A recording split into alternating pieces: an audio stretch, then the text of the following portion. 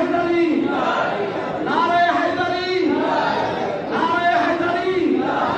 ইয়া আলী, ইয়া আলী, ইয়া আলী যত বলবেন ততই ইমান তাজা হবে, ঠিক কি না? ইয়া আলী, ইয়া আলী যতই বলবেন পাক পঞ্চতন আপনার কলবে জাগ্রত হবে, ঠিক কি না?